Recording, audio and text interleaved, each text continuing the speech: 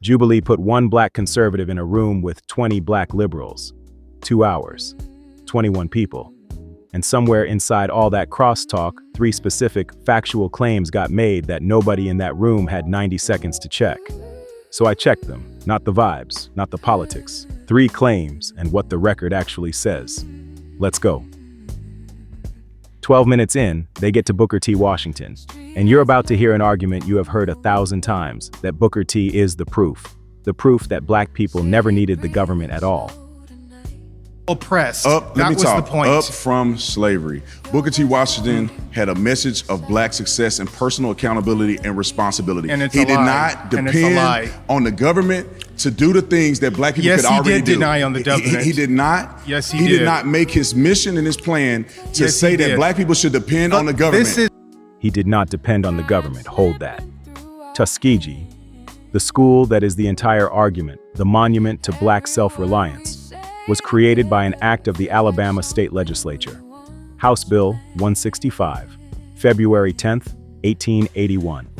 $2,000 a year in state money for teachers' salaries, plus 100 acres of state land. And it did not fall out of the sky. A state senator named Foster needed the black vote to keep his seat. A formerly enslaved man named Lewis Adams told him, "I will get you those votes. You get us a school." That is not bootstraps. That is black political power, exercised through government, buying an institution.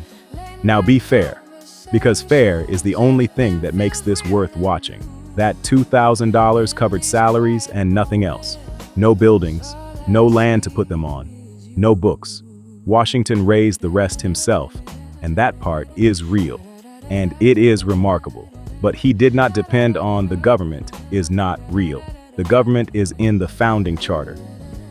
Depend on the government. This is the lie for lie. everybody who is listening to me.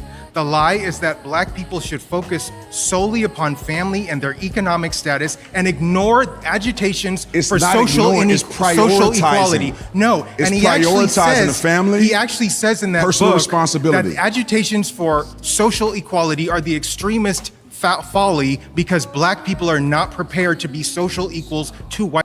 Then it turns to what Washington actually said. And here, listen carefully. The man is quoting him correctly. Atlanta, September 18th, 1895. The Cotton States Exposition. Washington, on a stage in front of a white Southern audience, says, "The wisest among my race understand that the agitation of questions of social equality is the extremist folly." Now hold the date. 1895. Plessy versus Ferguson, separate but equal, blessed by the Supreme Court, is 1896. 1 year later. Louisiana writes black people out of the vote in 1898. 3 years later. He told black America that agitation was folly on the eve of the machine being built. But here is the part nobody in that room said, and it is the part that ends the argument. Booker T. Washington did not believe his own speech. While he was publicly preaching stop agitating, he was privately paying a New York lawyer named Wilford Smith to carry Alabama's disenfranchisement cases all the way to the Supreme Court. Giles versus Harris, 1903. Giles versus Teasley, 1904. He quietly bankrolled challenges to segregation and to debt peonage. Nobody knew until the historian Lewis Harlan opened his papers in 1972. The patron saint of you don't need the government was, in private, suing the government to make it protect black people. So when a man hands you Booker T. Washington as proof that self-help is enough, Washington's own checkbook says he didn't think so either. Second claim. An hour and 8 minutes in, they get to Reconstruction, that window after slavery when black men held office, built towns, built Greenwood. Everybody in the room agrees it happened. The fight is over what ended it.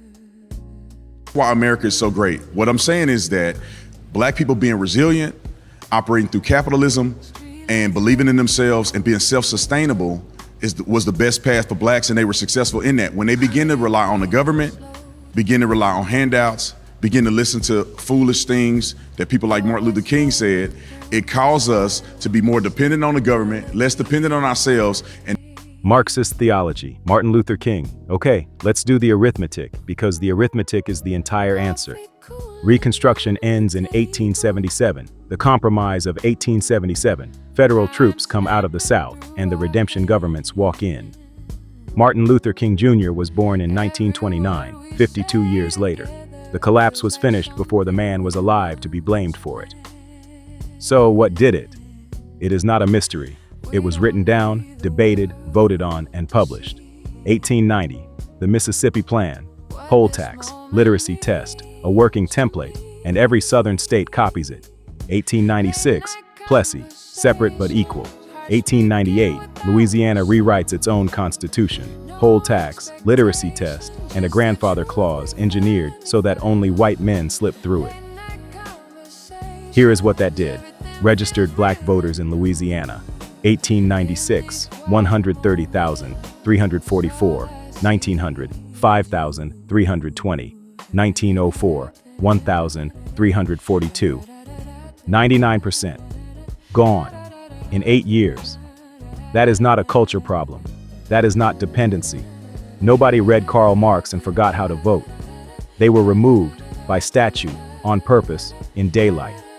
And Greenwood, Black Wall Street, the exact example he reached for as proof of black excellence, Greenwood did not decline. Greenwood was burned, May 31st into June 1st, 1921, by a white mob, in a single night. You do not get to hold up Black Wall Street as your evidence and then skip who set it on fire.